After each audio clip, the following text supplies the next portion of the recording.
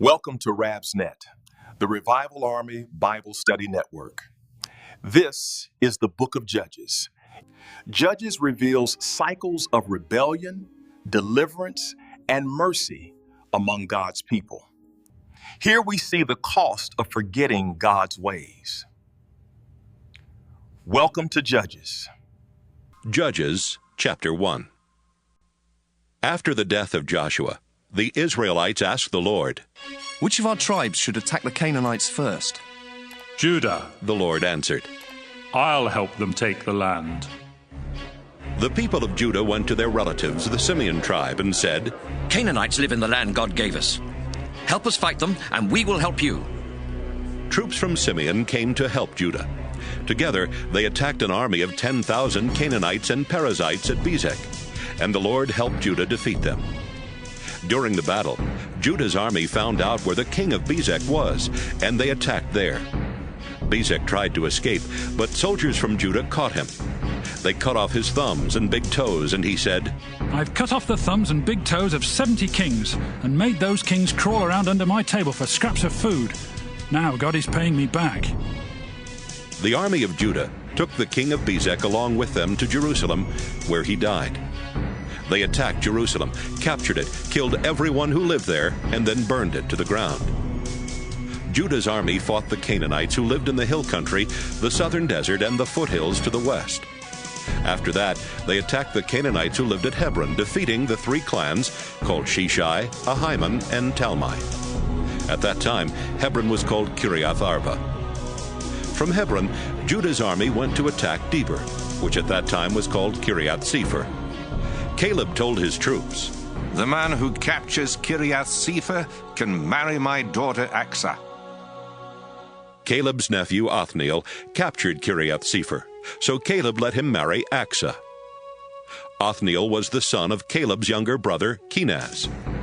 Right after the wedding, Aksa started telling Othniel that he ought to ask her father for a field. She went to see her father, and while she was getting down from her donkey, Caleb asked, "What's bothering you?" She answered, "I need your help. The land you gave me is in the southern desert, so please give me some spring-fed ponds for a water supply." Caleb gave her a couple of small ponds, named Higher Pond and Lower Pond.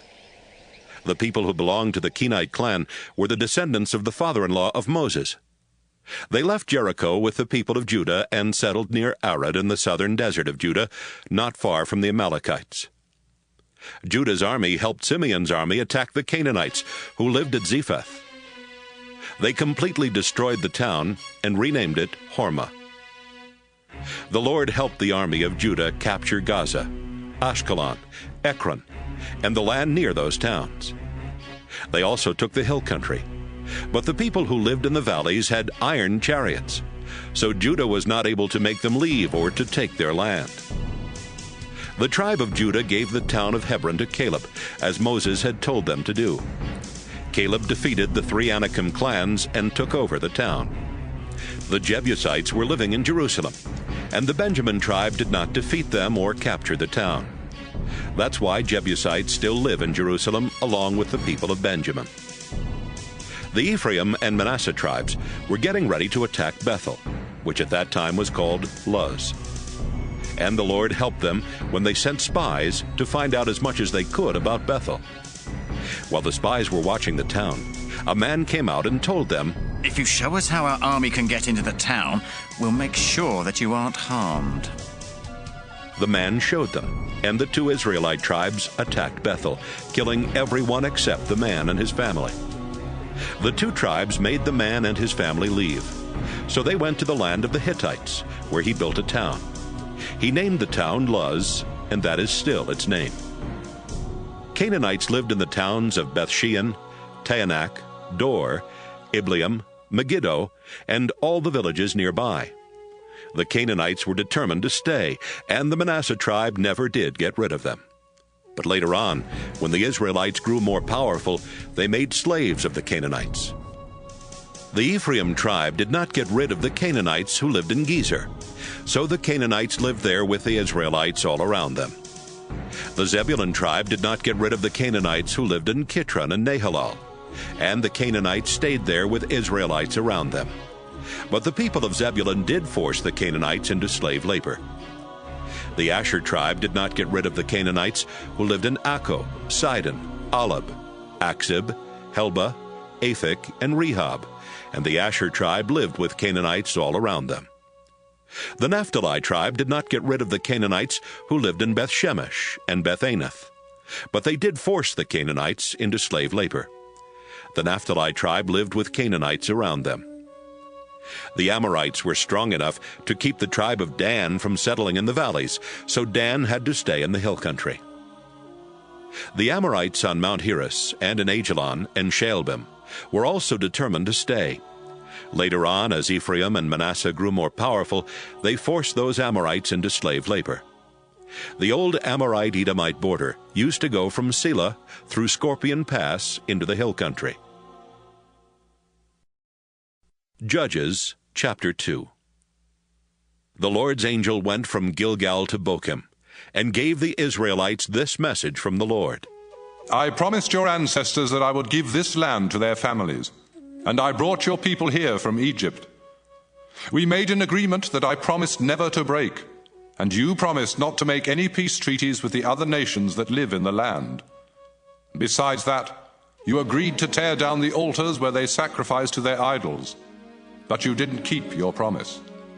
And so, I'll stop helping you defeat your enemies. Instead, they will be there to trap you into worshipping their idols. The Israelites started crying loudly, and they offered sacrifices to the Lord. From then on, they called that place Crying. Joshua had been faithful to the Lord, and after Joshua sent the Israelites to take the land they had been promised, they remained faithful to the Lord until Joshua died at the age of 110. He was buried on his land in Timnath-Heres, in the hill country of Ephraim, north of Mount Gaash. Even though Joshua was gone, the Israelites were faithful to the Lord during the lifetime of those men who had been leaders with Joshua, and who had seen the wonderful things the Lord had done for Israel. After a while, the people of Joshua's generation died, and the next generation did not know the Lord or any of the things he had done for Israel. The Lord had brought their ancestors out of Egypt, and they had worshipped him. But now the Israelites stopped worshiping the Lord and worshipped the idols of Baal and Astarte, as well as the idols of other gods from nearby nations. The Lord was so angry at the Israelites that he let other nations raid Israel and steal their crops and other possessions. Enemies were everywhere, and the Lord always let them defeat Israel in battle. The Lord had warned Israel he would do this, and now the Israelites were miserable. From time to time, the Lord would choose special leaders known as judges. These judges would lead the Israelites into battle and defeat the enemies that made raids on them. In years gone by, the Israelites had been faithful to the Lord, but now they were quick to be unfaithful and to refuse even to listen to these judges. The Israelites would disobey the Lord, and instead of worshiping him, they would worship other gods. When enemies made life miserable for the Israelites, the Lord would feel sorry for them. He would choose a judge and help that judge rescue Israel from its enemies. The Lord would be kind to Israel as long as that judge lived. But afterwards, the Israelites would become even more sinful than their ancestors had been. The Israelites were stubborn. They simply would not stop worshiping other gods or following the teachings of other religions. The Lord was angry with Israel and said, "The Israelites have broken the agreement I made with their ancestors. They won't obey me, so I'll stop helping them defeat their enemies." Israel still had a lot of enemies when Joshua died, and I'm going to let those enemies stay. I'll use them to test Israel, because then I can find out if Israel will worship and obey me as their ancestors did. That's why the Lord had not let Joshua get rid of all those enemy nations right away. Judges chapter 3. And the Lord had another reason for letting these enemies stay. The Israelites needed to learn how to fight in war just as their ancestors had done. Each new generation would have to learn by fighting the Philistines and their 5 rulers, as well as the Canaanites, the Sidonians, and the Hivites that lived in the Lebanon mountains from Mount Baal Hermon to Hamath Pass. Moses had told the Israelites what the Lord had commanded them to do, and now the Lord was using these nations to find out if Israel would obey. But they refused. And it was because of the Canaanites, Hittites, Amorites, Perizzites, Hivites, and Jebusites who lived all around them. Some of the Israelites married the people of these nations, and that's how they started worshiping foreign gods. The Israelites sinned against the Lord by forgetting him and worshiping idols of Baal and Astarte. This made the Lord angry, so he let Israel be defeated by King Cushan-Rishathaim of northern Syria, who ruled Israel 8 years and made everyone pay taxes. The Israelites begged the Lord for help, and he chose Othniel to rescue them. Othniel was the son of Caleb's younger brother Kenaz. The Spirit of the Lord took control of Othniel, and he led Israel in a war against Cushan-Rishathaim. The Lord gave Othniel victory, and Israel was at peace until Othniel died about 40 years later. Once more, the Israelites started disobeying the Lord. So he let them be defeated by King Eglon of Moab, who had joined forces with the Ammonites and the Amalekites to attack Israel. Eglon and his army captured Jericho. Then he ruled Israel for 18 years and forced the Israelites to pay heavy taxes. The Israelites begged the Lord for help, and the Lord chose Ehud from the Benjamin tribe to rescue them. They put Ehud in charge of taking the taxes to King Eglon. But before Ehud went, he made a double-edged dagger. Ehud was left-handed, so he strapped the dagger to his right thigh, where it would be hidden under his robes. Ehud and some other Israelites took the taxes to Eglon, who was a very fat man. As soon as they gave the taxes to Eglon, Ehud said it was time to go home. Ehud went with the other Israelites as far as the statues at Gilgal. Then he turned back and went upstairs to the cool room where Eglon had his throne. Ehud said, "Your Majesty, I need to talk with you in private." Eglon replied, Don't say anything yet. His officials left the room, and Eglon stood up as Ehud came closer. "Yes," Ehud said, "I have a message for you from God." Ehud pulled out the dagger with his left hand and shoved it so far into Eglon's stomach that even the handle was buried in his fat. Ehud left the dagger there. Then, after closing and locking the doors to the room, he climbed through a window onto the porch and left. When the king's officials came back and saw that the doors were locked, they said, "The king is probably inside relieving himself." They stood there waiting until they felt foolish, but Eglon never opened the doors. Finally, they unlocked the doors and found King Eglon lying dead on the floor. But by that time, Ehud had already escaped past the statues. Ehud went to the town of Sirah in the hill country of Ephraim and started blowing a signal on a trumpet. The Israelites came together and he shouted, "Follow me! The Lord will help us defeat the Moabites!" The Israelites followed Ehud down to the Jordan Valley, and they captured the places where people crossed the river on the way to Moab. They would not let anyone go across, and before the fighting was over, they killed about 10,000 Moabite warriors. Not one escaped alive. Moab was so badly defeated that it was a long time before they were strong enough to attack Israel again. And Israel was at peace for 80 years. Shamgar, the son of Anath, was the next to rescue Israel. In one battle, he used a sharp wooden pole to kill 600 Philistines. Judges chapter 4. After the death of Ehud, the Israelites again started disobeying the Lord. So the Lord let the Canaanite king Jabin of Hazor conquer Israel. Sisera, the commander of Jabin's army, lived in Harosheth Hagoyim.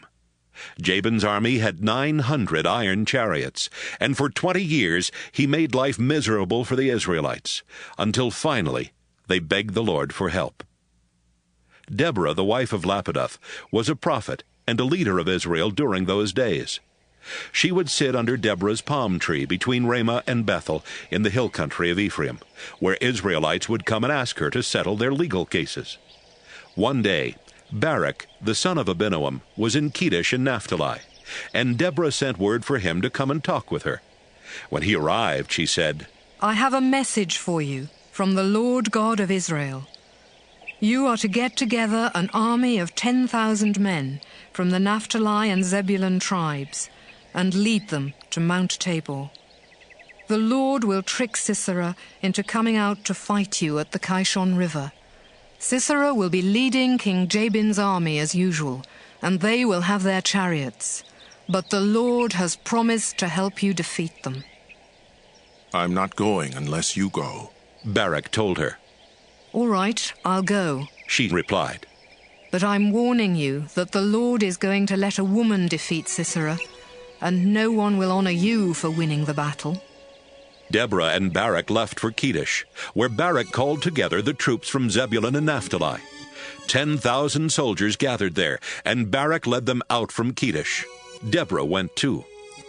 At this time, Heber of the Kenite clan was living near the village of Oak in Zaananim, not far from Kedesh. The Kenites were descendants of Hobab, the father-in-law of Moses. But Heber had moved and set up his tents away from the rest of the clan. When Sisera learned that Barak had led an army to Mount Tabor, he called his troops together and got all 900 iron chariots ready. Then he led his army away from Harosheth Hagoyim to the Kishon River. Deborah shouted, Barak, it's time to attack Sisera, because today the Lord is going to help you defeat him. In fact, the Lord has already gone on ahead to fight for you.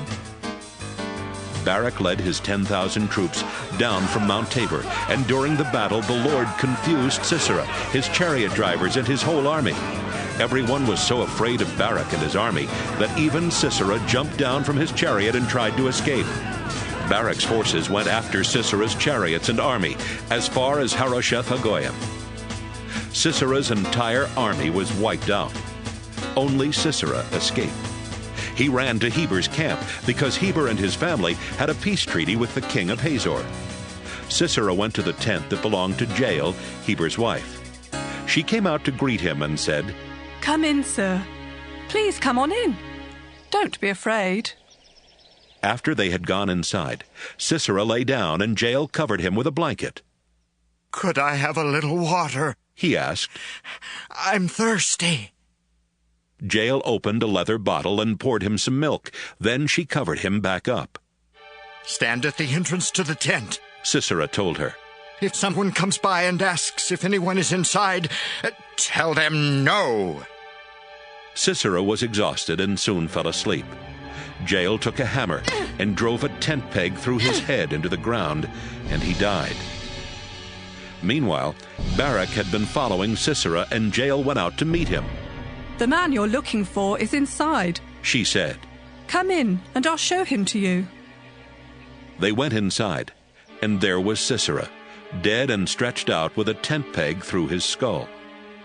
That same day, the Israelites defeated the Canaanite king Jabin, and his army was no longer powerful enough to attack the Israelites. Jabin grew weaker while the Israelites kept growing stronger, and at last the Israelites destroyed him. Judges chapter 5. After the battle was over that day, Deborah and Barak sang this song. We praise you, Lord. Our soldiers volunteered, ready to follow you. Listen, kings and rulers, while I sing for the Lord, the God of Israel. Our Lord God of Israel, when you came from Seir, where the Edomites live, rain poured from the sky. The earth trembled and mountains shook. In the time of Shamgar, son of Anath, and now again in Jael's time, roads were too dangerous for caravans. Travelers had to take the back roads, and villagers couldn't work in their fields. Then Deborah took command, protecting Israel as a mother protects her children. The Israelites worshipped other gods, and the gates of their towns were then attacked. But they had no shields or spears to fight with. I praise you, Lord, and I am grateful for those leaders and soldiers who volunteered.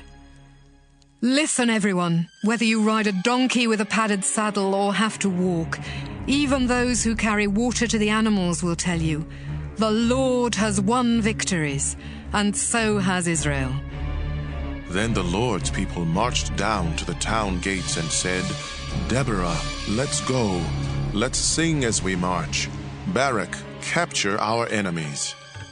The Lord's people who were left joined with their leaders and fought at my side. Troops came from Ephraim, where Amalekites once lived. Others came from Benjamin. Officers and leaders came from Machir and Zebulun. The rulers of Issachar came along with Deborah, and Issachar joined Barak into the valley. But the tribe of Reuben was no help at all.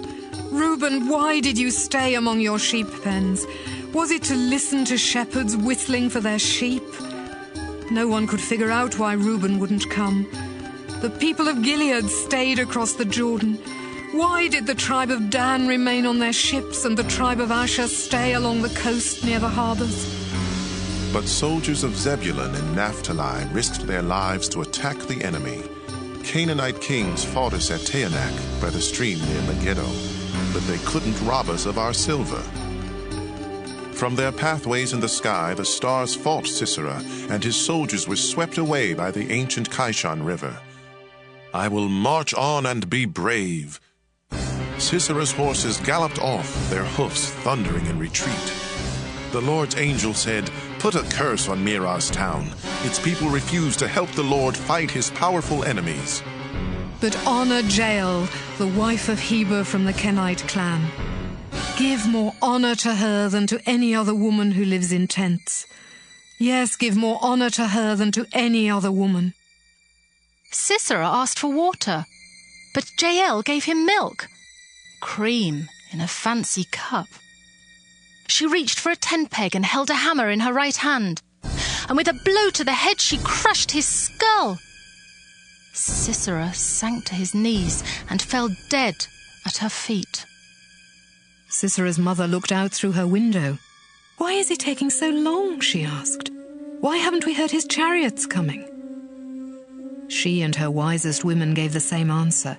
Sisera and his troops are finding treasures to bring back, a woman or maybe two for each man, and beautiful dresses for those women to wear. Our Lord, we pray that all your enemies will die like Sisera, but let everyone who loves you shine brightly like the sun at dawn. Judges chapter 6. There was peace in Israel for about 40 years. Then once again the Israelites started disobeying the Lord, so he let the nation of Midian control Israel for 7 years. The Midianites were so cruel that many Israelites ran to the mountains and hid in caves. Every time the Israelites would plant crops, the Midianites invaded Israel together with the Amalekites and other eastern nations. They rode in on their camels, set up their tents, and then let their livestock eat the crops as far as the town of Gaza.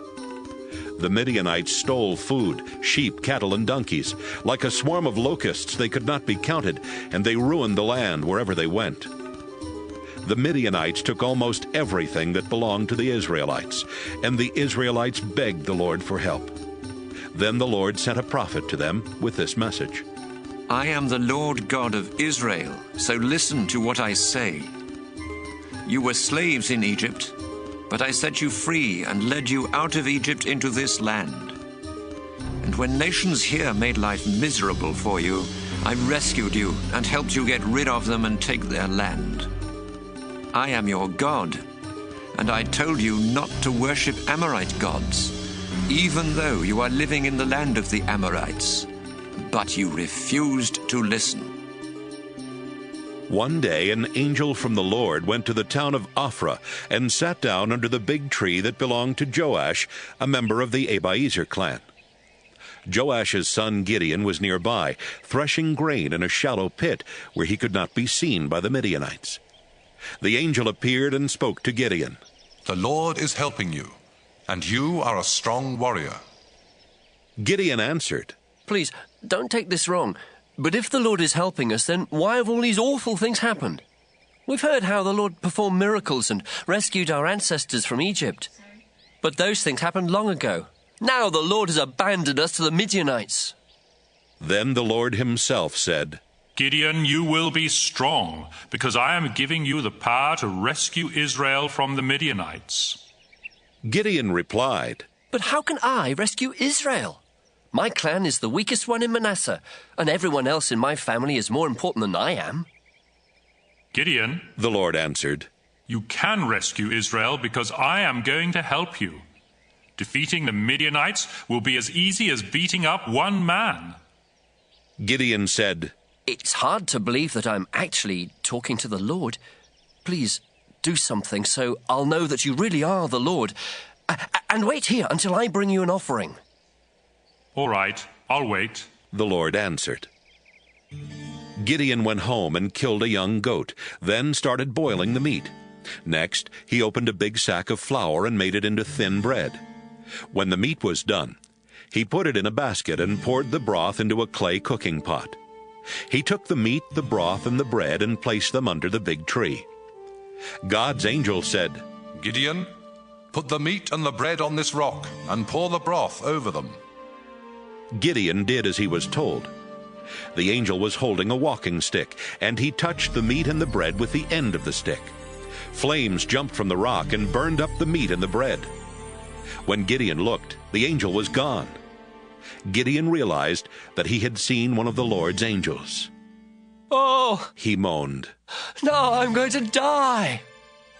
"Calm down," the Lord told Gideon. "There is nothing to be afraid of. You are not going to die." Gideon built an altar for worshiping the Lord and called it "The Lord Calms Our Fears." It still stands there in Ophrah, a town in the territory of the Abiezer clan.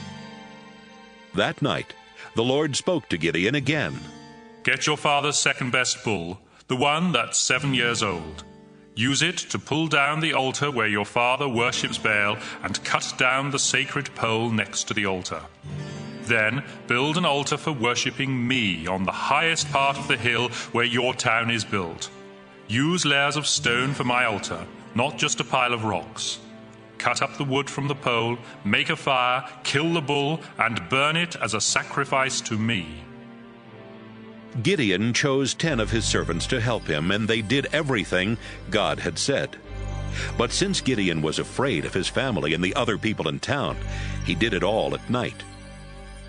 When the people of the town got up the next morning, they saw that Baal's altar had been knocked over, and the sacred pole next to it had been cut down. Then they noticed the new altar, covered with the remains of the sacrificed bull. "Who could have done such a thing?" they asked.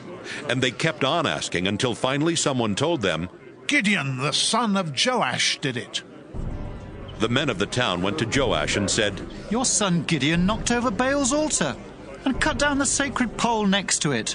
Hand him over so we can kill him." The crowd pushed closer and closer, but Joash replied, "Are you trying to take revenge for Baal? Are you trying to rescue Baal? If you are, you will be the ones who are put to death, and it will happen before another day dawns.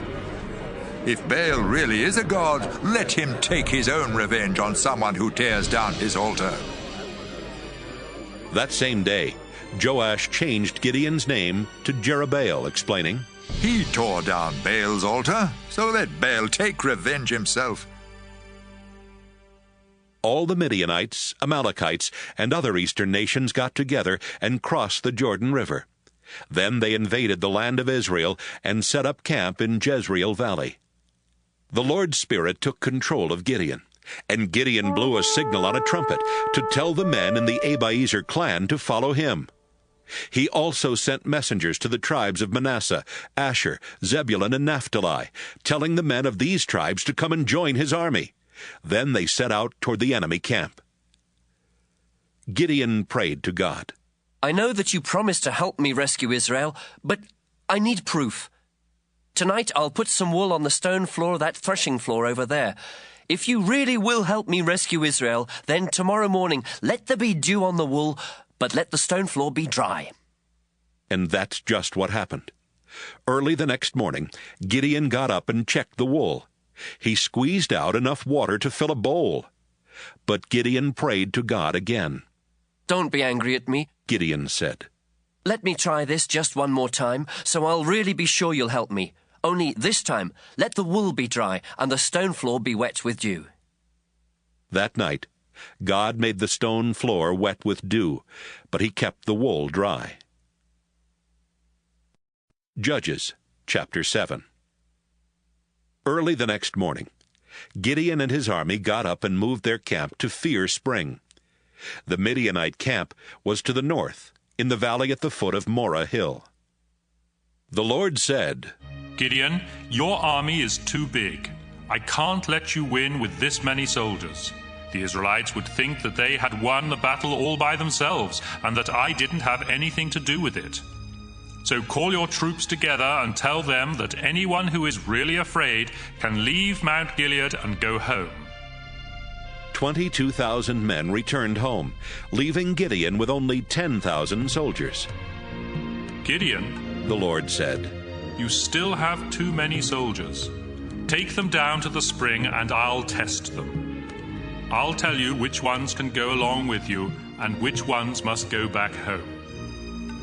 When Gideon led his army down to the spring, the Lord told him, watch how each man gets a drink of water, then divide them into 2 groups, those who lap the water like a dog and those who kneel down to drink.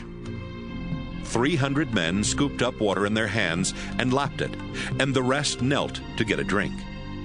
The Lord said, Gideon, your army will be made up of everyone who lapped the water from their hands. Send the others home. I'm going to rescue Israel by helping you and your army of 300 defeat the Midianites. Then Gideon gave these orders. You 300 men stay here. The rest of you may go home, but leave your food and trumpets with us. Gideon's army camp was on top of a hill overlooking the Midianite camp in the valley. That night, the Lord said to Gideon, get up, attack the Midianite camp. I am going to let you defeat them. But if you're still afraid, you and your servant Purah should sneak down to their camp. When you hear what the Midianites are saying, you'll be brave enough to attack. Gideon and Purah worked their way to the edge of the enemy camp, where soldiers were on guard duty. The camp was huge. The Midianites, Amalekites, and other eastern nations covered the valley like a swarm of locusts, and it would be easier to count the grains of sand on a beach than to count their camels. Gideon overheard one enemy guard telling another, I had a dream about a flat loaf of barley bread that came tumbling into our camp. It hit the headquarters tent, and the tent flipped over and fell down. The other soldier answered, your dream must have been about Gideon, the Israelite commander. It means God will let him and his army defeat the Midianite army and everyone else in our camp. As soon as Gideon heard about the dream and what it meant, he bowed down to praise God. Then he went back to the Israelite camp and shouted, let's go! The Lord is going to let us defeat the Midianite army!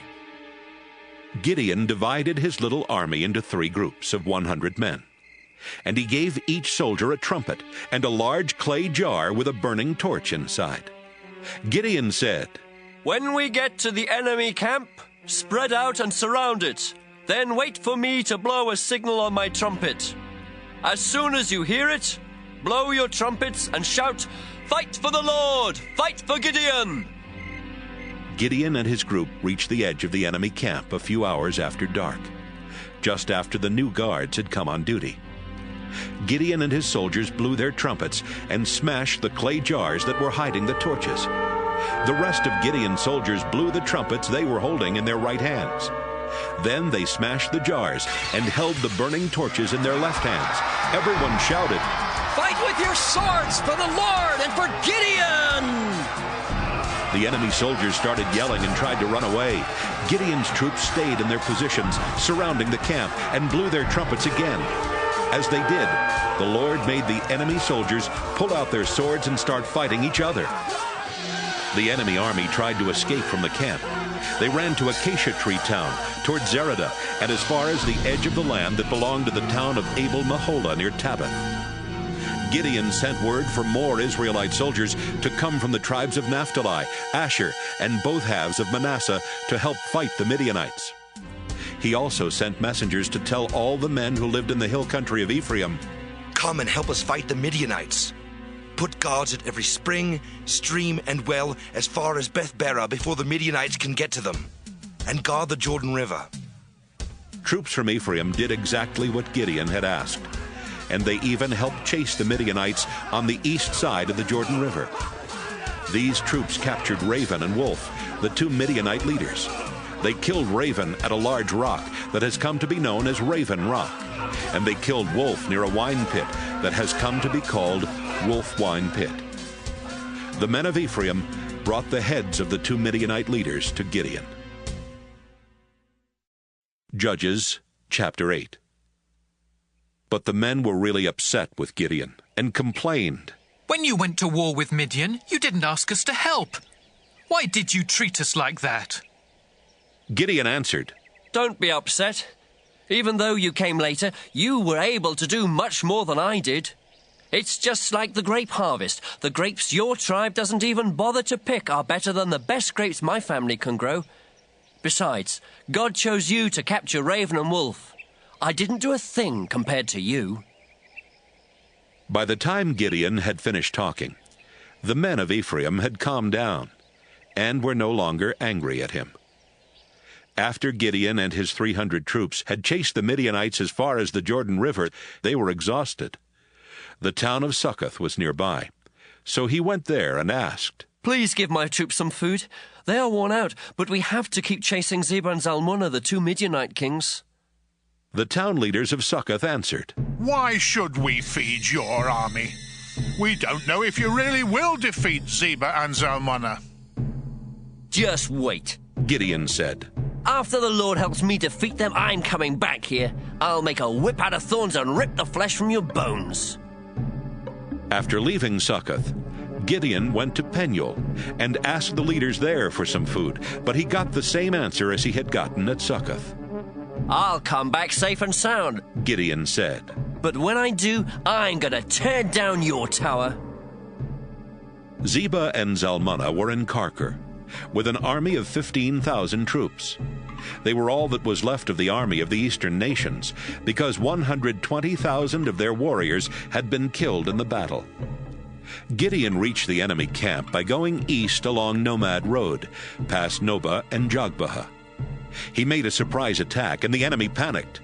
Zebah and Zalmunna tried to escape, but Gideon chased and captured them. After the battle, Gideon set out for home. As he was going through Hira's Pass, he caught a young man who lived in Succoth. Gideon asked him who the town officials of Succoth were, and the young man wrote down 77 names. Gideon went to the town officials and said, Here are Zebah and Zalmunna. Remember how you made fun of me? You said, We don't know if you really will defeat those two Midianite kings, so why should we feed your worn-out army? Gideon made a whip from thorn plants and used it to beat the town officials.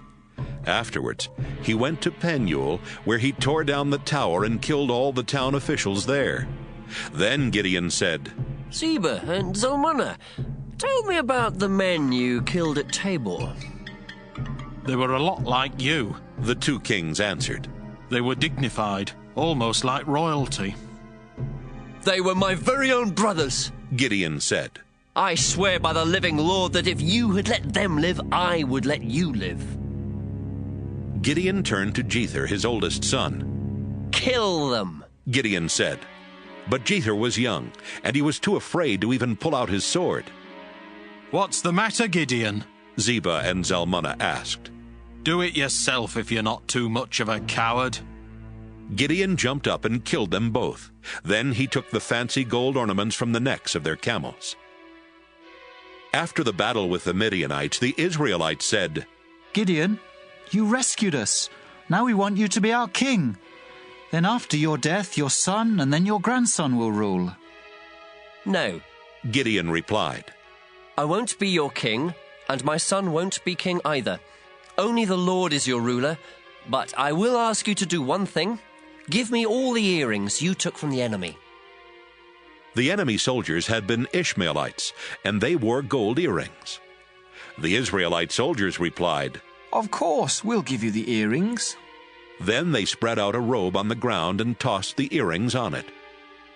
The total weight of this gold was over 40 pounds. In addition, there was gold from the camels' ornaments and from the beautiful jewelry worn by the Midianite kings. Gideon also took their purple robes. Gideon returned to his home in Ophrah and had the gold made into a statue, which the Israelites soon started worshiping. They became unfaithful to God, and even Gideon and his family were trapped into worshiping the statue. The Midianites had been defeated so badly that they were no longer strong enough to attack Israel, and so Israel was at peace for the remaining 40 years of Gideon's life. Gideon had many wives and 70 sons. He even had a wife who lived at Shechem. They had a son, and Gideon named him Abimelech. Gideon lived to be an old man, and when he died, he was buried in the family tomb in his hometown of Ophrah, which belonged to the Abiezer clan. Soon after Gideon's death, the Israelites turned their backs on God again. They set up idols of Baal and worshipped Baal-berith as their god. The Israelites forgot that the Lord was their God, and that He had rescued them from the enemies who lived around them. Besides all that, the Israelites were unkind to Gideon's family, even though Gideon had done so much for Israel. Judges, chapter 9. Abimelech, the son of Gideon, went to Shechem. While there, he met with his mother's relatives and told them to say to the leaders of Shechem, "Do you think it would be good to have all 70 of Gideon's sons ruling us? Wouldn't you rather have just one man be king? Abimelech would make a good king, and he's related to us." Abimelech's uncles talked it over with the leaders of Shechem, who agreed. "Yes, it would be better for one of our relatives to be king." Then they gave Abimelech 70 pieces of silver from the temple of their god Baal-berith. Abimelech used the silver to hire a gang of rough soldiers who would do anything for money. Abimelech and his soldiers went to his father's home in Ophrah and brought out Gideon's other sons to a large rock, where they murdered all 70. Gideon's youngest son Jotham hid from the soldiers, but he was the only one who escaped. The leaders of Shechem, including the priests and the military officers, met at the tree next to the sacred rock in Shechem to crown Abimelech king. Jotham heard what they were doing, so he climbed to the top of Mount Gerizim and shouted down to the people who were there at the meeting, "Leaders of Shechem, listen to me, and maybe God will listen to you. Once the trees searched for someone to be king. They asked the olive tree, 'Will you be our king?' But the olive tree replied, 'My oil brings honor to people and gods. I won't stop making oil just to have my branches wave above the other trees.' Then they asked the fig tree, 'Will you be our king?' But the fig tree replied, 'I won't stop growing my delicious fruit just to have my branches wave above the other trees.' Next they asked the grapevine, 'Will you be our king?' But the grapevine replied, 'My wine brings cheer to people and gods. I won't stop making wine just to have my branches wave above the other trees.' Finally, they went to the thorn bush and asked, 'Will you be our king?' The thorn bush replied, 'If you really want me to be your king, then come into my shade and I will protect you. But if you're deceiving me, I'll start a fire that will spread out and destroy the cedars of Lebanon.' After Jotham had finished telling this story, he said, 'My father Gideon risked his life for you when he fought to rescue you from the Midianites. Did you reward Gideon by being kind to his family? No, you did not. You attacked his family and killed all 70 of his sons on that rock. And was it right to make Abimelech your king? He's merely the son of my father's slave girl. But just because he's your relative, you made him king of Shechem. So, you leaders of Shechem, if you treated Gideon and his family the way you should have, then I hope you and Abimelech will make each other very happy. But if it was wrong to treat Gideon and his family the way you did, then I pray that Abimelech will destroy you with fire, and I pray that you will do the same to him.' Jotham ran off and went to live in the town of Beer, where he could be safe from his brother Abimelech. Abimelech had been a military commander of Israel for 3 years when God decided to punish him and the leaders of Shechem for killing Gideon's 70 sons. So God turned the leaders of Shechem against Abimelech. Then they sent some men to hide on the hilltops and watch for Abimelech and his troops, while they sent others to rob everyone that went by on the road. But Abimelech found out what they were doing. One day, Gaal, son of Ebed, went to live in Shechem. His brothers moved there too, and soon the leaders of Shechem started trusting him. The time came for the grape harvest, and the people of Shechem went into their vineyards and picked the grapes. They put the grapes in their wine pits and walked on them to squeeze out the juice in order to make wine. Then they went into the temple of their God and threw a big party. There was a lot of eating and drinking, and before long they were cursing Abimelech. Gaal said, Hamor was the founder of Shechem, and one of his descendants should be our ruler. But Abimelech's father was Gideon, so Abimelech isn't really one of us. He shouldn't be our king, and we shouldn't have to obey him or Zebul, who rules Shechem, for him. If I were the ruler of Shechem, I'd get rid of that Abimelech. I'd tell him, get yourself an even bigger army, and we will still defeat you. Zebul was angry when he found out what Gaal had said, and so he sent some messengers to Abimelech. But they had to pretend to be doing something else, or they would not have been allowed to leave Shechem. Zebul told the messengers to say, Gaal, the son of Ebed, has come to Shechem along with his brothers, and they have persuaded the people to let Gaal rule Shechem instead of you. This is what I think you should do. Lead your army here during the night and hide in the fields. Get up the next morning at sunrise and rush out of your hiding places to attack the town. Gaal and his followers will come out to fight you, but you will easily defeat them. So one night, Abimelech led his soldiers to Shechem. He divided them into 4 groups, and they all hid near the town. The next morning, Gaal went out and stood in the opening of the town gate. Abimelech and his soldiers left their hiding places, and Gaal saw them. Zebul was standing there with Gaal, and Gaal remarked, Zebul, that looks like a crowd of people coming down from the mountaintops. No, Zebul answered, it's just the shadows of the mountains. It only looks like people moving. But Zebul, look over there, Gaal said. There's a crowd coming down from the sacred mountain, and another group is coming along the road from the tree where people talk with the spirits of the dead. Then Zebul replied, What good is all your bragging now? You were the one who said Abimelech shouldn't be the ruler of Shechem. Out there is the army that you made fun of. So go out and fight them. Gaal and the leaders of Shechem went out and fought Abimelech. Soon the people of Shechem turned and ran back into the town. However, Abimelech and his troops were close behind and killed many of them along the way. Abimelech stayed at Arumah, and Zebul forced Gaal and his brothers out of Shechem. The next morning, the people of Shechem were getting ready to work in their fields as usual, but someone told Abimelech about it. Abimelech divided his army into 3 groups and set up an ambush in the fields near Shechem. When the people came out of the town, he and his army rushed out from their hiding places and attacked. Abimelech and the troops with him ran to the town gate and took control of it, while 2 other groups attacked and killed the people who were in the fields. He and his troops fought in Shechem all day until they had killed everyone in town. Then he and his men tore down the houses and buildings and scattered salt everywhere. Earlier that day, the leaders of the temple of El-Berith at Shechem had heard about the attack. So they went into the temple fortress. But Abimelech found out where they were. He led his troops to Mount Zalmon, where he took an axe and chopped off a tree branch. He lifted the branch onto his shoulder and shouted, Hurry! Cut off a branch just as I did! When they all had branches, they followed Abimelech back to Shechem. They piled the branches against the fortress and set them on fire, burning down the fortress and killing about 1,000 men and women.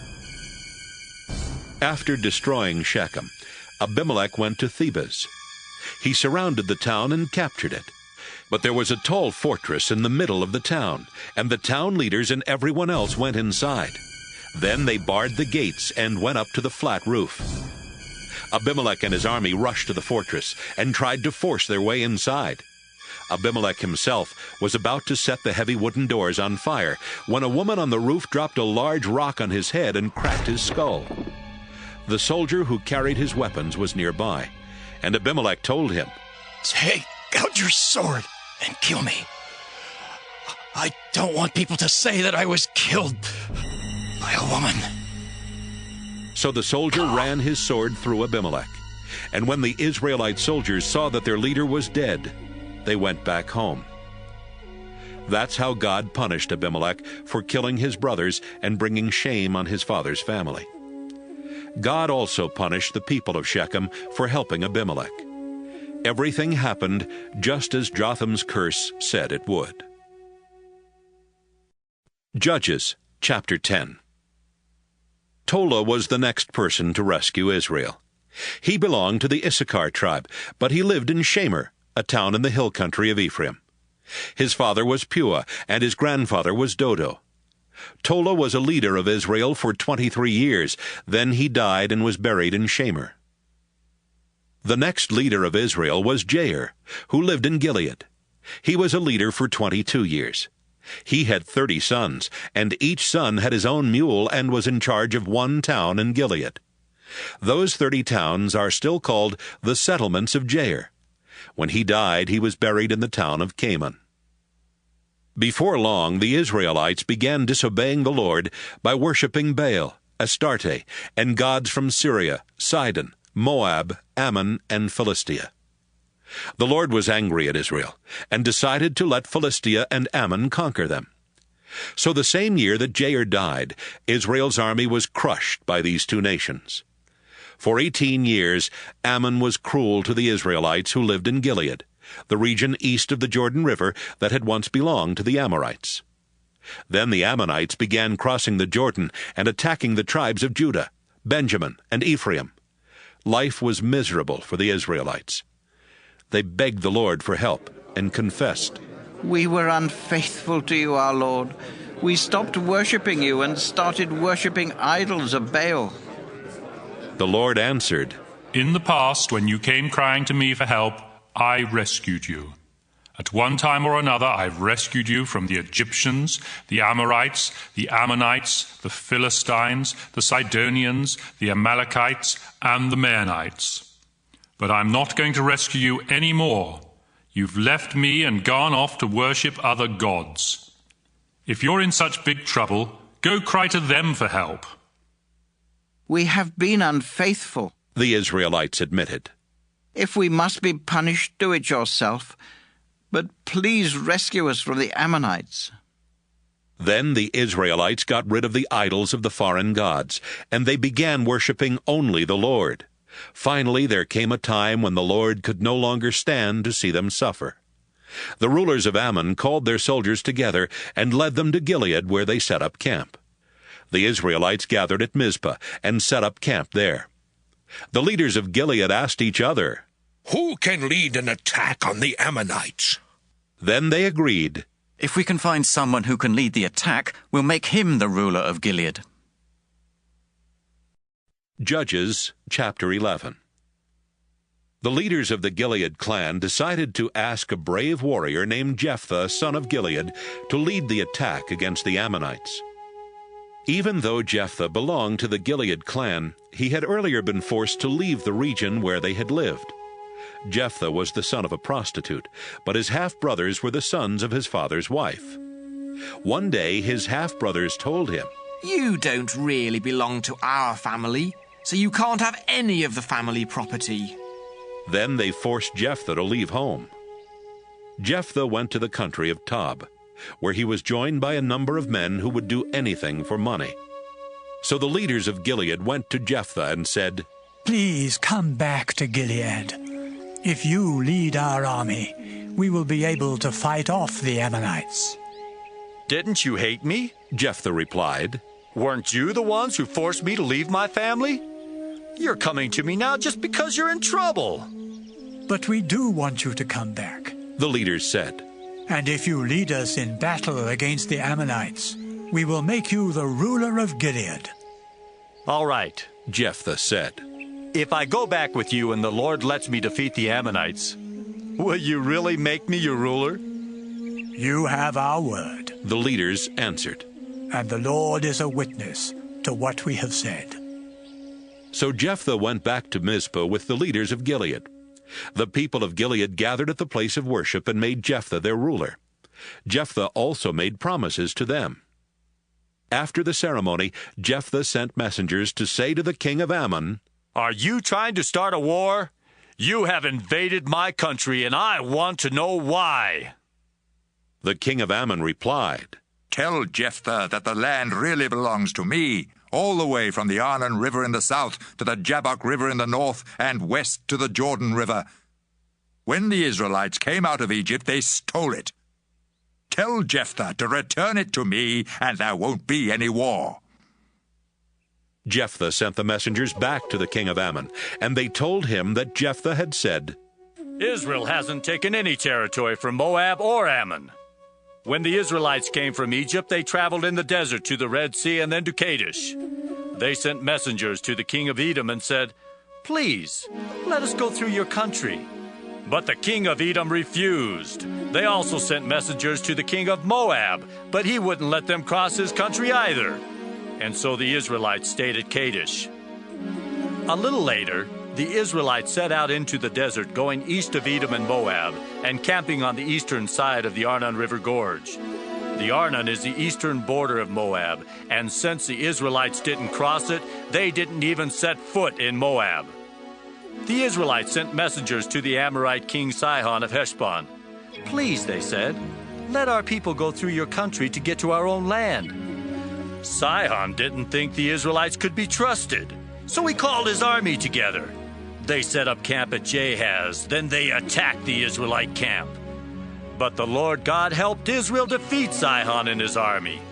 Israel took over all of the Amorite land where Sihon's people had lived, from the Arnon River in the south to the Jabbok River in the north, and from the desert in the east to the Jordan River in the west."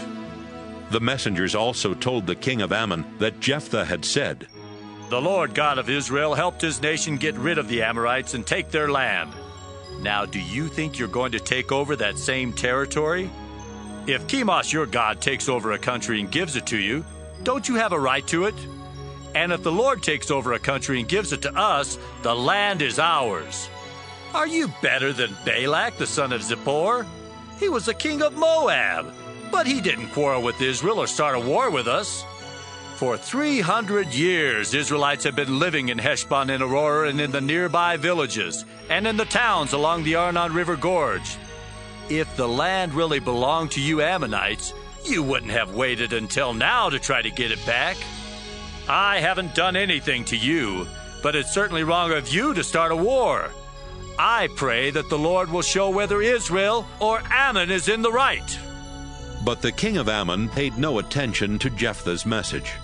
Then the Lord's Spirit took control of Jephthah, and Jephthah went through Gilead and Manasseh raising an army. Finally, he arrived at Mizpah in Gilead, where he promised the Lord, "If you will let me defeat the Ammonites and come home safely, I will sacrifice to you whoever comes out to meet me first." From Mizpah, Jephthah attacked the Ammonites, and the Lord helped him defeat them. Jephthah and his army destroyed the 20 towns between Aurora and Minnith, and others as far as Abel-Kiramim. After that, the Ammonites could not invade Israel anymore. When Jephthah returned to his home in Mizpah, the first one to meet him was his daughter.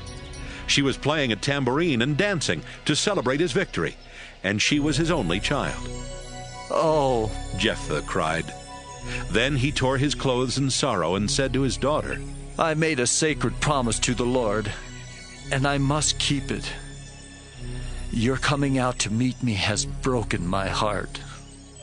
"Father," she said, "you made a sacred promise to the Lord, and he let you defeat the Ammonites. Now you must do what you promised, even if it means I must die. But first, please let me spend 2 months wandering in the hill country with my friends. We will cry together because I can never get married and have children. Yes, you may have 2 months, Jephthah said. She and some other girls left, and for 2 months they wandered in the hill country, crying because she could never get married and have children. Then she went back to her father. He did what he had promised, and she never got married. That's why every year Israelite girls walk around for 4 days weeping for Jephthah's daughter. Judges chapter 12. The men of the Ephraim tribe got together an army and went across the Jordan River to Zaphon to meet with Jephthah. They said, "Why did you go to war with the Ammonites without asking us to help? Just for that, we're going to burn down your house with you inside." "But I did ask for your help," Jephthah answered. "That was back when the people of Gilead and I were having trouble with the Ammonites, and you wouldn't do a thing to help us. So, when we realized you weren't coming, we risked our lives and attacked the Ammonites, and the Lord let us defeat them. There's no reason for you to come here today to attack me." But the men from Ephraim said, "You people of Gilead are nothing more than refugees from Ephraim. You even live on land that belongs to the tribes of Ephraim and Manasseh." So Jephthah called together the army of Gilead. Then they attacked and defeated the army from Ephraim. The army of Gilead also posted guards at all the places where the soldiers from Ephraim could cross the Jordan River to return to their own land. Whenever one of the men from Ephraim would try to cross the river, the guards would say, "Are you from Ephraim?" "No," the man would answer, "I'm not from Ephraim." The guards would then tell them to say Shibboleth, because they knew that people of Ephraim could say Sibboleth, but not Shibboleth. If the man said Sibboleth, the guards would grab him and kill him right there. Altogether, 42,000 men from Ephraim were killed in the battle and at the Jordan. Jephthah was a leader of Israel for 6 years before he died and was buried in his hometown Mizpah in Gilead. Ibzan, the next leader of Israel, came from Bethlehem. He had 30 daughters and 30 sons, and he let them all marry outside his clan. Ibzan was a leader for 7 years before he died and was buried in Bethlehem. Elon from the Zebulun tribe was the next leader of Israel. He was a leader for 10 years before he died and was buried in Ajalon that belonged to the Zebulun tribe. Abdon, the son of Hillel, was the next leader of Israel. He had 40 sons and 30 grandsons, and each one of them had his own donkey. Abdon was a leader for 8 years before he died and was buried in his hometown of Pirathon, which is located in the part of the hill country of Ephraim where Amalekites used to live. Judges chapter 13. Once again the Israelites started disobeying the Lord, so he let the Philistines take control of Israel for 40 years. Manoah from the tribe of Dan lived in the town of Zorah. His wife was not able to have children, but one day an angel from the Lord appeared to her and said, "You have never been able to have any children, but very soon you will be pregnant and have a son. He will belong to God from the day he is born, so his hair must never be cut. And even before he is born, you must not drink any wine or beer or eat any food forbidden by God's laws. Your son will begin to set Israel free from the Philistines," the angel said. She went to Manoah and said, "A prophet who looked like an angel of God came and talked to me. I was so frightened that I didn't even ask where he was from. He didn't tell me his name, but he did say that I'm going to have a baby boy. I'm not supposed to drink any wine or beer or eat any food forbidden by God's laws. Our son will belong to God for as long as he lives." Then Manoah prayed, "Our Lord, please send that prophet again and let him tell us what to do for the son we are going to have." God answered Manoah's prayer, and the angel went back to Manoah's wife while she was resting in the fields. Manoah wasn't there at the time, so she found him and said, "That same man is here again. He's the one I saw the other day." Manoah went with his wife and asked the man, "Are you the one who spoke to my wife?" "Yes, I am," he answered. Manoah then asked, When your promise comes true, what rules must he obey and what will be his work? Your wife must be careful to do everything I told her. The Lord's angel answered. She must not eat or drink anything made from grapes. She must not drink wine or beer or eat anything forbidden by God's laws. I told her exactly what to do. Please, Manoah said, stay here with us for just a little while, and we'll fix a young goat for you to eat. Manoah didn't realize that he was really talking to one of the Lord's angels. The angel answered, I can stay for a little while, although I won't eat any of your food. But if you would like to offer the goat as a sacrifice to the Lord, that would be fine. Manoah said, tell us your name so we can honor you after our son is born. No, the angel replied. You don't need to know my name.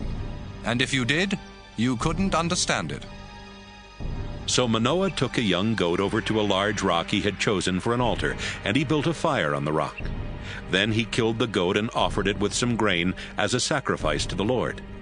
But then an amazing thing happened. The fire blazed up toward the sky, and the Lord's angel went up toward heaven in the fire. Manoah and his wife bowed down low when they saw what happened. The angel was gone, but Manoah and his wife realized that he was one of the Lord's angels. Manoah said, we have seen an angel. Now we are going to die. The Lord isn't going to kill us. Manoah's wife responded. The Lord accepted our sacrifice and grain offering, and he let us see something amazing. Besides, he told us that we're going to have a son. Later, Manoah's wife did give birth to a son, and she named him Samson. As the boy grew, the Lord blessed him. Then, while Samson was staying at Dan's camp between the towns of Zorah and Eshtaol, the Spirit of the Lord took control of him. Judges chapter 14. One day Samson went to Timnah, where he saw a Philistine woman. When he got back home, he told his parents, I saw a Philistine woman in Timnah, and I want to marry her.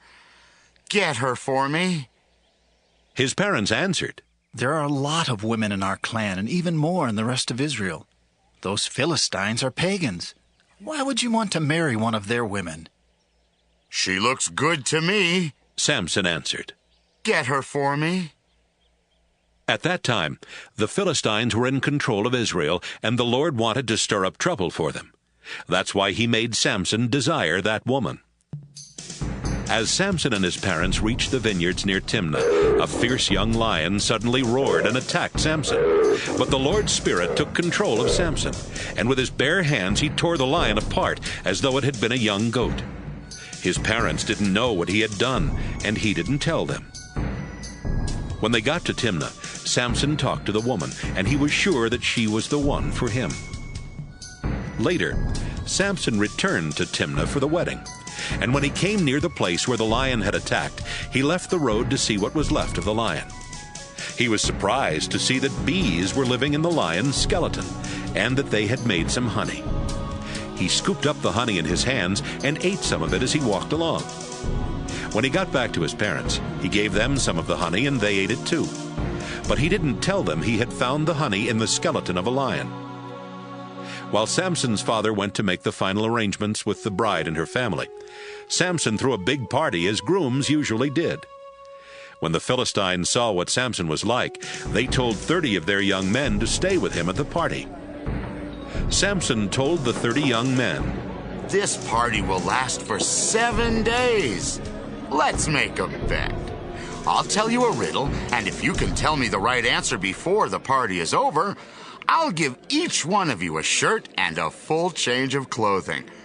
But if you can't tell me the answer, then each of you will have to give me a shirt and a full change of clothing. It's a bet, the Philistine said. Tell us the riddle. Samson said, Once so strong and mighty, now so sweet and tasty. 3 days went by, and the Philistine young men had not come up with the right answer. Finally, on the 7th day of the party, they went to Samson's bride and said, You had better trick your husband into telling you the answer to his riddle. Have you invited us here just to rob us? If you don't find out the answer, we will burn you and your family to death. Samson's bride went to him and started crying in his arms. You must really hate me, she sobbed. If you love me at all, you would have told me the answer to your riddle. Oh, but I haven't even told my parents the answer, Samson replied. Why should I tell you? For the entire 7 days of the party, she had been whining and trying to get the answer from him. But that 7th day, she put so much pressure on Samson that he finally gave in and told her the answer. She went straight to the young men and told them. Before sunset that day, the men of the town went to Samson with this answer. A lion is the strongest, honey is the sweetest. Samson replied, This answer you have given me doubtless came from my bride-to-be. Then the Lord's Spirit took control of Samson. He went to Ashkelon, where he killed 30 men and took their clothing. Samson then gave it to the 30 young men at Timnah and stormed back home to his own family. The father of the bride had Samson's wife marry one of the 30 young men that had been at Samson's party. Judges, chapter 15. Later during the wheat harvest, Samson went to visit the young woman he thought was still his wife. He brought along a young goat as a gift and said to her father, I want to go into my wife's bedroom. You can't do that, he replied. When you left the way you did, I thought you were divorcing her. So I arranged for her to marry one of the young men who were at your party. But my younger daughter is even prettier, and you can have her as your wife.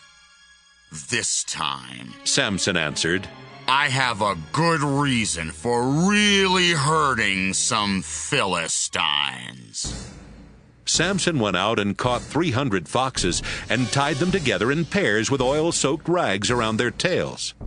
Then Samson took the foxes into the Philistine wheat fields that were ready to be harvested.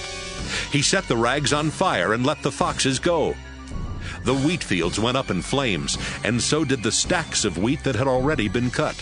Even the Philistine vineyards and olive orchards burned.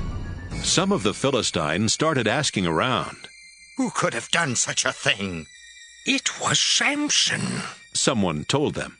He married the daughter of that man in Timnah. But then the man gave Samson's wife to one of the men at the wedding. The Philistines' leaders went to Timnah and burned to death Samson's wife and her father. When Samson found out what they had done, he went to them and said, You killed them, and I won't rest until I get even with you. Then Samson started hacking them to pieces with his sword.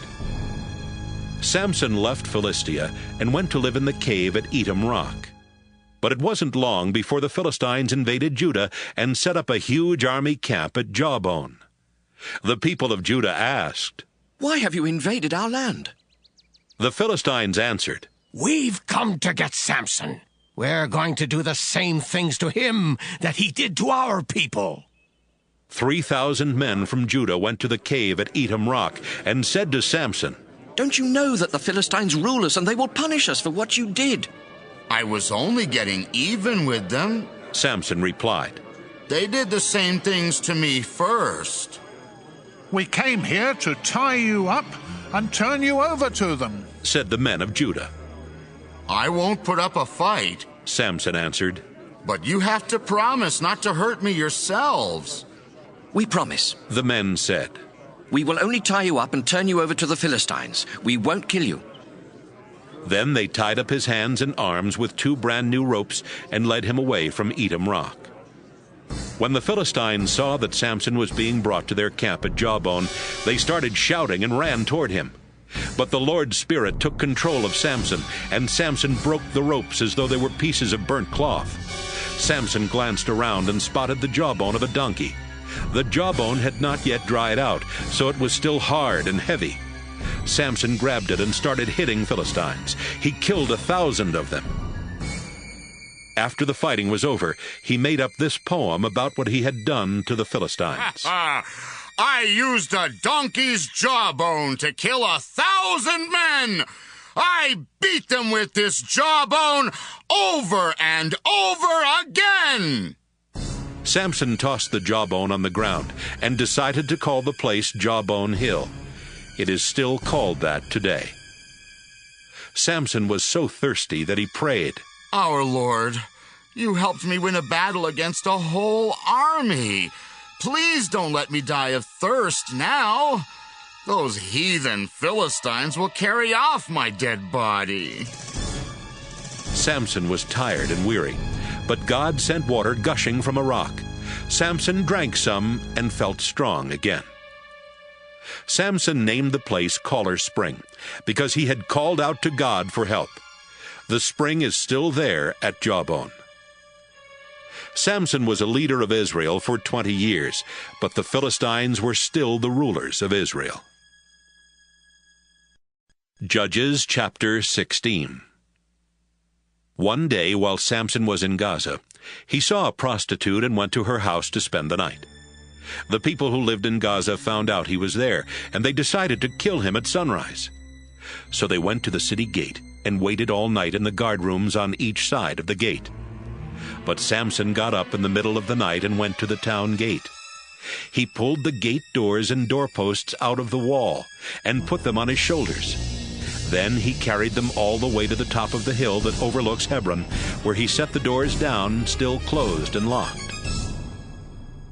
Some time later, Samson fell in love with a woman named Delilah, who lived in Sorek Valley. The Philistine rulers went to Delilah and said, Trick Samson into telling you what makes him so strong and what can make him weak. Then we can tie him up so he can't get away. If you find out his secret, we will each give you 1,100 pieces of silver. The next time Samson was at Delilah's house, she asked, Samson, what makes you so strong? How can I tie you up so you can't get away? Come on, you can tell me. Samson answered, If someone ties me up with 7 new bowstrings that have never been dried, it will make me just as weak as anyone else. The Philistine rulers gave 7 new bowstrings to Delilah. They also told some of their soldiers to go to Delilah's house and hide in the room where Samson and Delilah were. If the bowstrings made Samson weak, they would be able to capture him. Delilah tied up Samson with the bowstrings and shouted, Samson, the Philistines are attacking. Samson snapped the bowstrings as though they were pieces of scorched string. The Philistines had not found out why Samson was so strong. You lied and made me look like a fool, Delilah said. Now tell me, how can I really tie you up?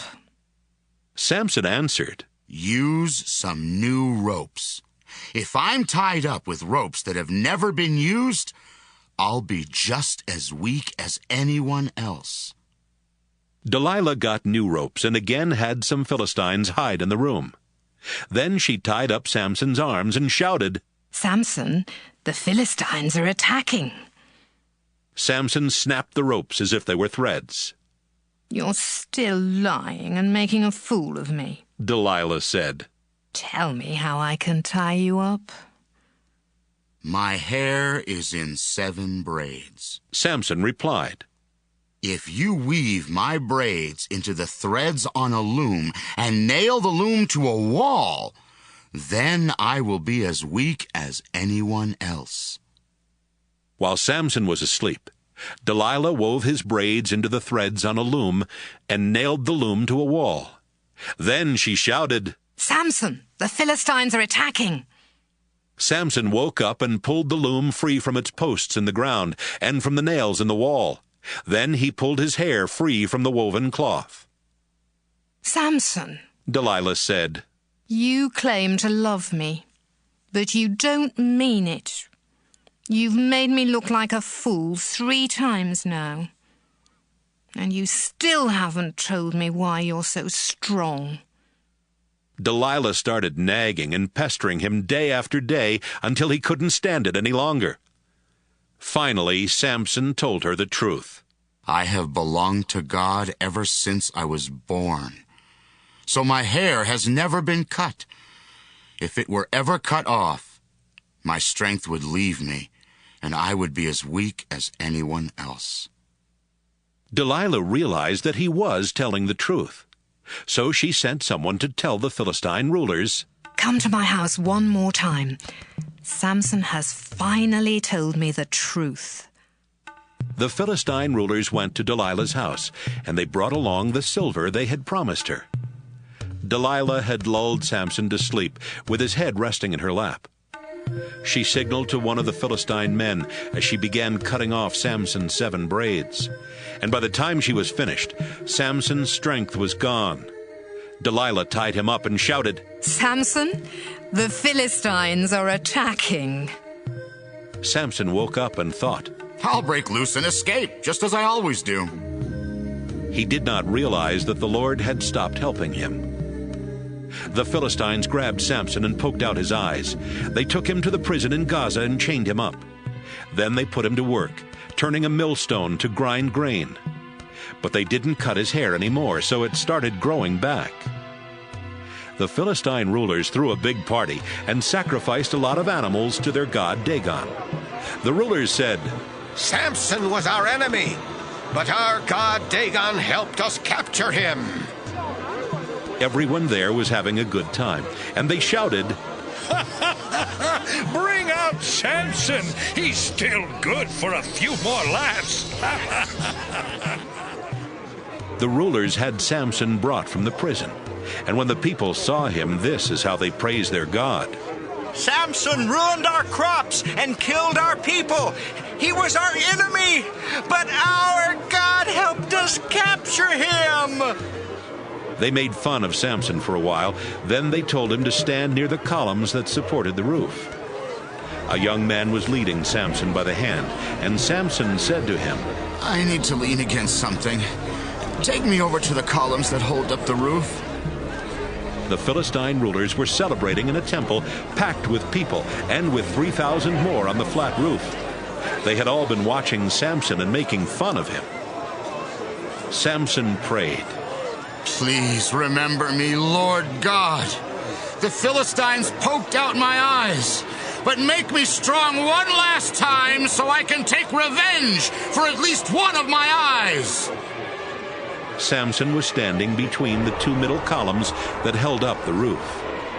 He felt around and found one column with his right hand and the other with his left hand. Then he shouted, "Let me die with the Philistines!" He pushed against the columns as hard as he could, and the temple collapsed with the Philistine rulers and everyone else still inside. Samson killed more Philistines when he died than he had killed during his entire life. His brothers and the rest of his family went to Gaza and took his body back home. They buried him in his father's tomb, which was located between Zorah and Eshtaol. Samson was a leader of Israel for 20 years. Judges chapter 17. Micah belonged to the Ephraim tribe and lived in the hill country. One day he told his mother, "Do you remember those 1,100 pieces of silver that were stolen from you? I was there when you put a curse on whoever stole them. Well, I'm the one who did it." His mother answered, "I pray that the Lord will bless you, my son." Micah returned the silver to his mother, and she said, "I give this silver to the Lord so my son can use it to make an idol." Turning to her son, she said, "Micah, now the silver belongs to you." But Micah handed it back to his mother. She took 200 pieces of the silver and gave them to a silver worker who made them into an idol. They kept the idol in Micah's house. He had a shrine for worshiping God there at his home, and he had made some idols and a sacred priestly vest. Micah chose one of his own sons to be the priest for his shrine. This was before kings ruled Israel, so all the Israelites did whatever they thought was right. One day a young Levite came to Micah's house in the hill country of Ephraim. He had been staying with one of the clans of Judah in Bethlehem, but he had left Bethlehem to find a new place to live where he could be a priest. "Where are you from?" Micah asked. "I am a Levite from Bethlehem in Judah." The man answered. and I'm on my way to find a new place to live. Micah said, Why don't you stay here with me? You can be my priest and tell me what God wants me to do. Every year I'll give you 10 pieces of silver and 1 complete set of clothes, and I'll provide all your food. The young man went for a walk. Then he agreed to stay with Micah and be his priest. He lived in Micah's house, and Micah treated him like one of his own sons. Micah said, I have a Levite as my own priest. Now I know that the Lord will be kind to me. Judges chapter 18. These things happened before kings ruled Israel. About this time, the tribe of Dan was looking for a place to live. The other tribes had land, but the people of Dan did not really have any to call their own. The tribe chose 5 warriors to represent their clans and told them, Go and find some land where we can live. The warriors left the area of Zorah and Eshtaol and went into the hill country of Ephraim. One night they stayed at Micah's house because they heard the young Levite talking, and they knew from his accent that he was from the south. They asked him, What are you doing here? Who brought you here? The Levite replied, Micah hired me as his priest. Then he told them how well Micah had treated him. Please, talk to God for us, the men said. Ask God if we will be successful in what we are trying to do. Don't worry, answered the priest. The Lord is pleased with what you are doing. The 5 men left and went to the town of Laish, whose people were from Sidon, but Sidon was too far away to protect them.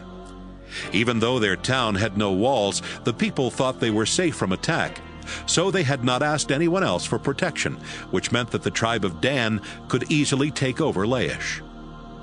The 5 men went back to Zorah and Eshtaol, where their relatives asked, Did you find any land? Let's go, the 5 men said. We saw some very good land with enough room for all of us, and it has everything we'll ever need. What are you waiting for? Let's attack and take it. You'll find that the people think they're safe, but God is giving the land to us. 600 men from the tribe of Dan strapped on their weapons and left Zorah and Eshtaol with their families. One night they camped near Kiriath Jearim, in the territory of Judah, and that's why the place just west of Kiriath Jearim is still known as Dan's camp. Then they went into the hill country of Ephraim. When they came close to Micah's house, the 5 men who had been spies asked the other warriors, Did you know that someone in this village has several idols and a sacred priestly vest? What do you think we should do about it?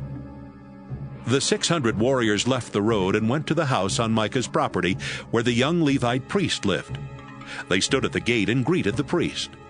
Meanwhile, the 5 men who had been there before went into Micah's house and took the sacred priestly vest and the idols. Hey! The priest shouted. What do you think you're doing? Quiet, the men said. Keep your mouth shut and listen. Why don't you come with us and be our priest, so you can tell us what God wants us to do? You could stay here and be a priest for one man's family, but wouldn't you rather be the priest for a clan, or even a whole tribe of Israel? The priest really liked that idea, so he took the vest and the idols and joined the others from the tribe of Dan. Then they turned and left after putting their children, their cattle, and the rest of their other possessions in front. They had traveled for some time before Micah asked his neighbors to help him get his things back. He and his men caught up with the people of Dan and shouted for them to stop. They turned to face him and asked, What's wrong? Why did you bring all these men? Micah answered, You know what's wrong. You stole the gods I made, and you took my priest. I don't have anything left. We don't want to hear any more about it, the people of Dan said. And if you make us angry, you'll only get yourself and your family killed. After saying this, they turned and left. Micah realized there was no way he could win a fight with them, and so he went back home. The tribe of Dan took Micah's priest and the things Micah had made and headed for Laish, which was located in a valley controlled by the town of Beth Rehob. Laish was defenseless because it had no walls and was too far from Sidon for the Sidonians to help defend it. The leaders of Laish had not even asked nearby towns to help them in case of an attack.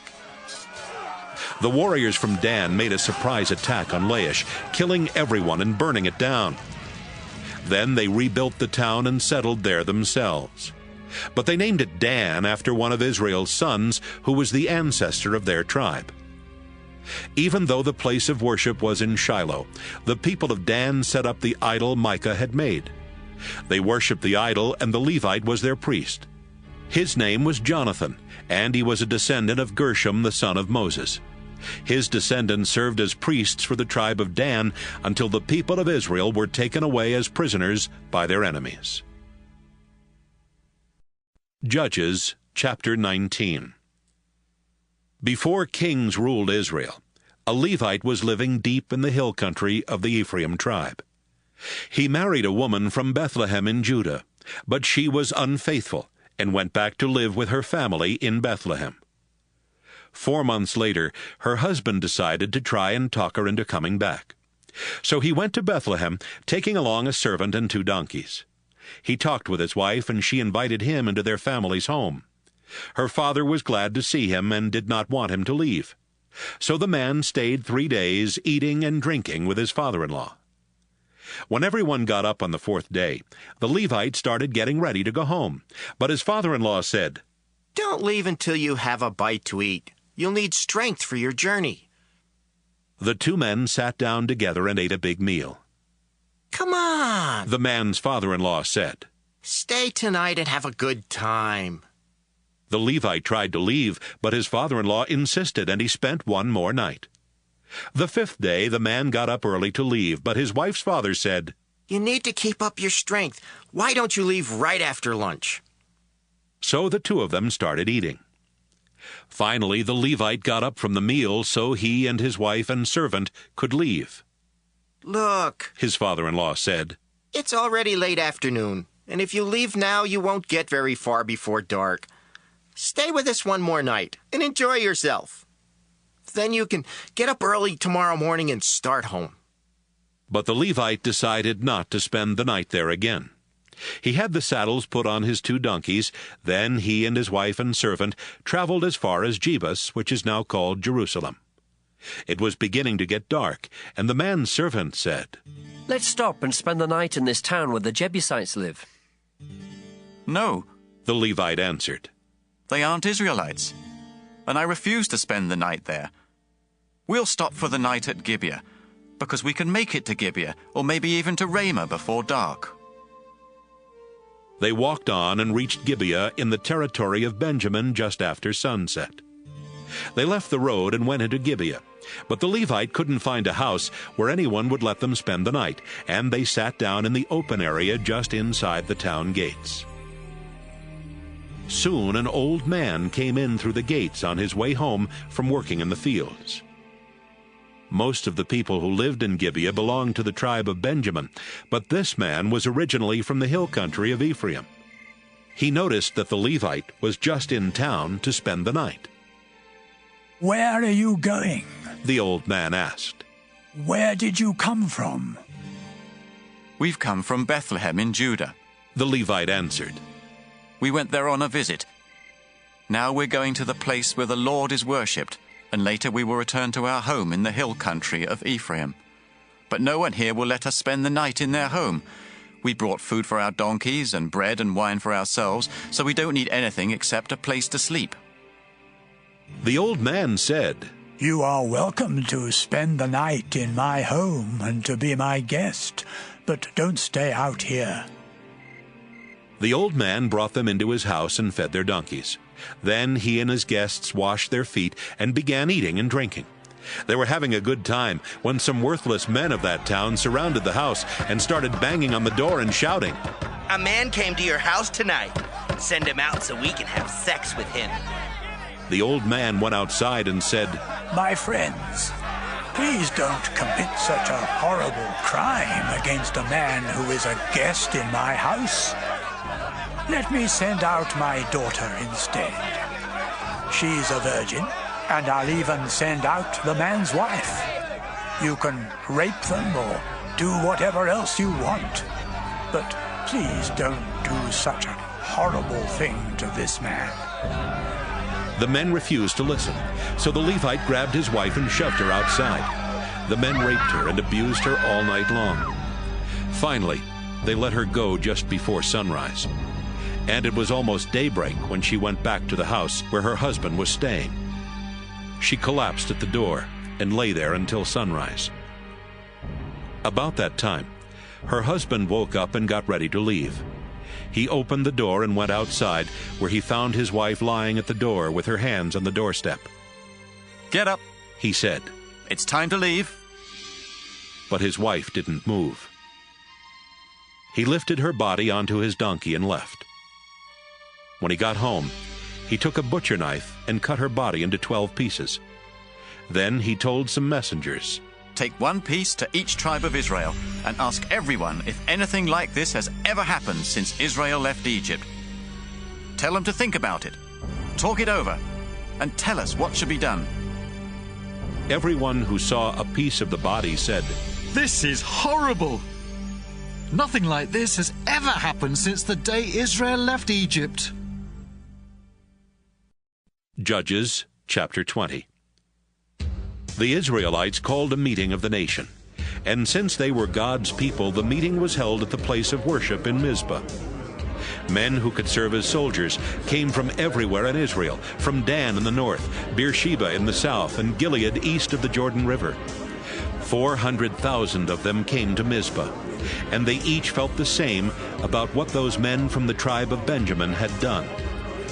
News about the meeting at Mizpah reached the tribe of Benjamin. As soon as the leaders of the tribes of Israel took their places, the Israelites said, "How could such a horrible thing happen?" The husband of the murdered woman answered, "My wife and I went into the town of Gibeah in Benjamin to spend the night. Later that night, the men of Gibeah surrounded the house. They wanted to kill me, but instead they raped and killed my wife. It was a terrible thing for Israelites to do, so I cut up her body and sent pieces everywhere in Israel. You are the people of Israel, and you must decide today what to do about the men of Gibeah." The whole army was in agreement, and they said, "None of us will go home. We'll send 1/10 of the men from each tribe to get food for the army.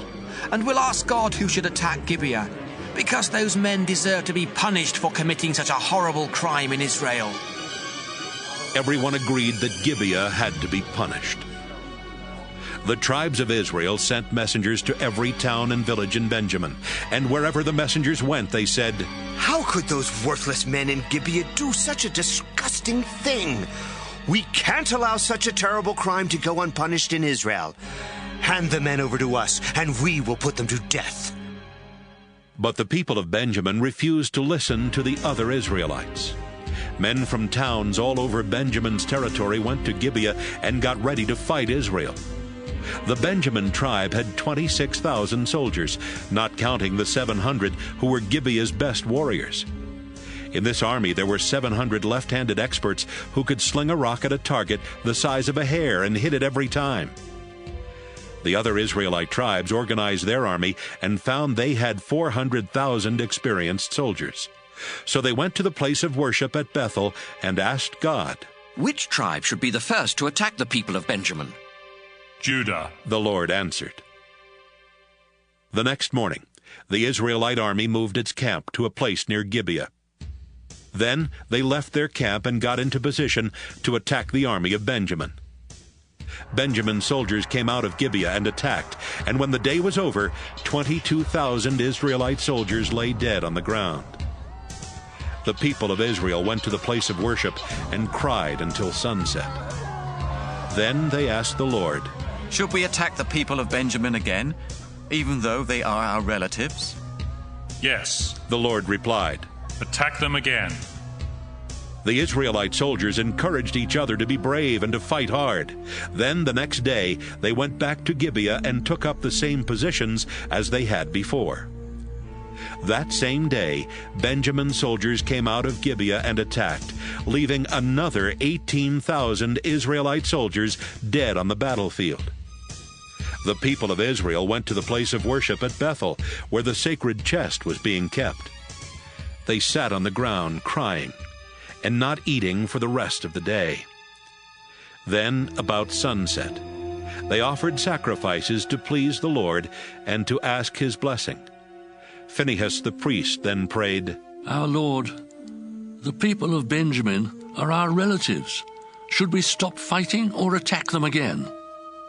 Attack, the Lord answered. Tomorrow I will let you defeat them. The Israelites surrounded Gibeah, but stayed where they could not be seen. Then the next day, they took the same positions as twice before. But this time they had a different plan. They said, When the men of Benjamin attack, we will run off and let them chase us away from the town and into the country roads. The soldiers of Benjamin attacked the Israelite army and started pushing it back from the town. They killed about 30 Israelites in the fields and along the road between Gibeah and Bethel. The men of Benjamin were thinking, We're mowing them down like we did before. The Israelites were running away, but they headed for Baal Tamar, where they regrouped. They had set an ambush, and they were sure it would work. 10,000 of Israel's best soldiers had been hiding west of Gibeah, and as soon as the men of Benjamin chased the Israelites into the countryside, these 10,000 soldiers made a surprise attack on the town gates. They dashed in and captured Gibeah, killing everyone there. Then they set the town on fire, because the smoke would be the signal for the other Israelite soldiers to turn and attack the soldiers of Benjamin. The fighting had been so heavy around the soldiers of Benjamin that they did not know the trouble they were in. But then they looked back and saw clouds of smoke rising from the town. They looked in front and saw the soldiers of Israel turning to attack. This terrified them, because they realized that something horrible was happening. And it was horrible. Over 25,000 soldiers of Benjamin died that day, and those who were left alive knew that the Lord had given Israel the victory. The men of Benjamin headed down the road toward the desert, trying to escape from the Israelites. But the Israelites stayed right behind them, keeping up their attack. Men even came out of the nearby towns to help kill the men of Benjamin, who were having to fight on all sides. The Israelite soldiers never let up their attack. They chased and killed the warriors of Benjamin as far as a place directly east of Gibeah, until 18,000 of these warriors lay dead. Some other warriors of Benjamin turned and ran down the road toward Rimmon Rock in the desert. The Israelites killed 5,000 of them on the road, then chased the rest until they had killed 2,000 more. 25,000 soldiers of Benjamin died that day, all of them experienced warriors. Only 600 of them finally made it into the desert to Rimmon Rock, where they stayed for 4 months. The Israelites turned back and went to every town in Benjamin's territory, killing all the people and animals and setting the towns on fire. Judges chapter 21. When the Israelites had met at Mizpah before the war with Benjamin, they had made this sacred promise. None of us will ever let our daughters marry any man from Benjamin. After the war with Benjamin, the Israelites went to the place of worship at Bethel and sat there until sunset. They cried loudly and bitterly and prayed, Our Lord, you are the God of Israel. Why did you let this happen? Now one of our tribes is almost gone. Early the next morning, the Israelites built an altar and offered sacrifices to please the Lord and to ask his blessing. Then they asked each other, Did any of the tribes of Israel fail to come to the place of worship? We made a sacred promise that anyone who didn't come to the meeting at Mizpah would be put to death. The Israelites were sad about what had happened to the Benjamin tribe.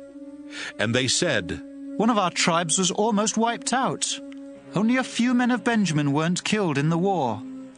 We need to get wives for them, so that the tribe won't completely disappear.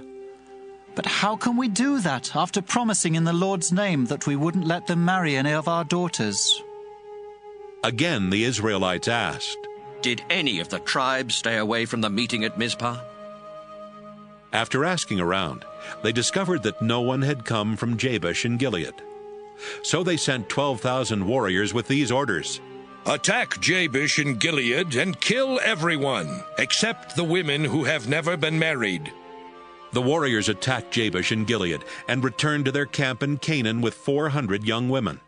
The Israelites met and sent messengers to the men of Benjamin at Rimmon Rock, telling them that the Israelites were willing to make peace with them.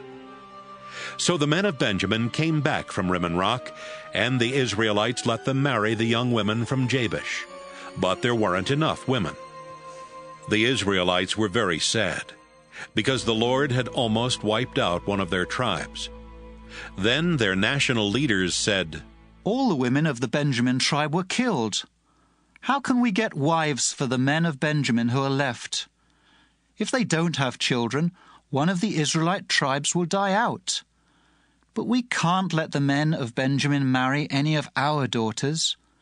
We made a sacred promise not to do that, and if we break our promise, we will be under our own curse." Then someone suggested, "What about the Lord's festival that takes place each year in Shiloh? It's held north of Bethel, south of Lebonah, and just east of the road that goes from Bethel to Shechem." The leaders told the men of Benjamin who still did not have wives, "Go to Shiloh and hide in the vineyards near the festival. Wait there for the young women of Shiloh to come out and perform their dances. Then rush out and grab one of the young women. Then take her home as your wife. If the fathers or brothers of these women complain about this, we'll say, 'Be kind enough to let those men keep your daughter.' After all, we couldn't get enough wives for all the men of Benjamin in the battle of Jabesh. And because you didn't give them permission to marry your daughters, you won't be under the curse we earlier agreed on." The men of Benjamin went to Shiloh and hid in the vineyards. The young women soon started dancing, and each man grabbed one of them and carried her off. Then the men of Benjamin went back to their own land and rebuilt their towns and started living in them again. Afterwards, the rest of the Israelites returned to their homes and families.